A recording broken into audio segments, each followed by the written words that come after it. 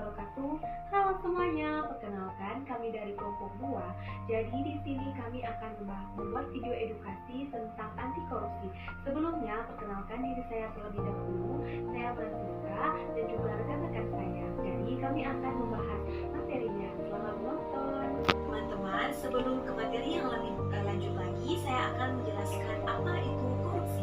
Korupsi berasal dari bahasa Latin yaitu adalah corruptio yang artinya adalah rusak, busuk, menggoyahkan, memutar-balik, atau memukul. Nah, sedangkan menurut Kamus Besar Bahasa Indonesia atau KBBI, korupsi ini adalah penyelewengan atau penggelapan uang negara atau perusahaan atau sebagainya untuk kepentingan pribadi atau golongan. Penyebab korupsi dibagi menjadi dua macam, yaitu sifat internal dan sifat eksternal. Contoh sifat internal seperti sifat tamak dan rakus, moral yang kurang kuat, dan gaya hidup yang berpikir. Sedangkan contoh sifat eksternal seperti faktor ekonomi. Faktor ini biasanya terjadi karena kurangnya gaji pada pegawai. Dan kedua, faktor politik. Faktor ini biasanya terjadi seperti stabilisasi politik. Faktor organisasi. Faktor ini terjadi karena kurang adanya keteladanan pimpinan dan bawahan.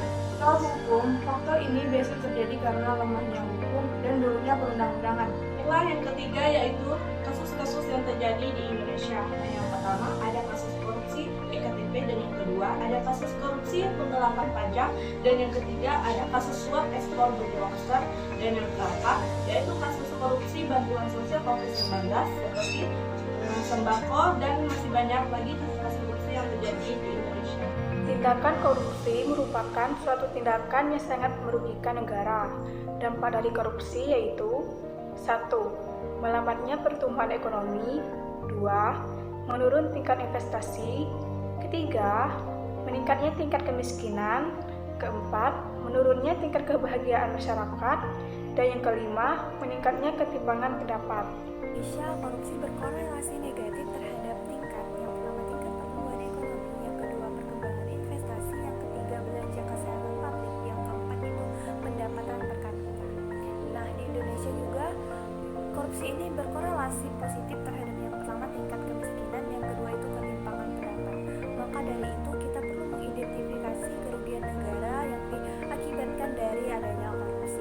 Selain merugikan negara, korupsi juga berdampak terhadap ASN atau aparatur sipil negara. Misalnya, ada kasus korupsi di suatu instansi pemerintah.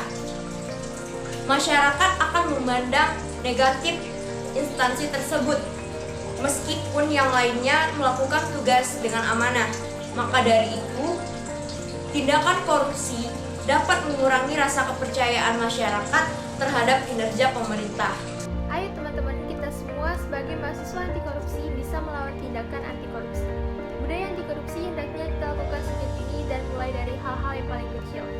Contohnya seperti disiplin akan waktu dan tidak melakukan plagiarisme. Penegak budaya anti korupsi bukan merupakan tanggung jawab pihak tertentu saja, akan tetapi tanggung jawab kita sebagai mahasiswa dan masyarakat Indonesia. Agar kedepannya negara kita bebas dari kasus korupsi. Itu tadi adalah materi dari pembahasan kelompok 2 tentang anti korupsi. Terima kasih sudah menonton. Bye-bye.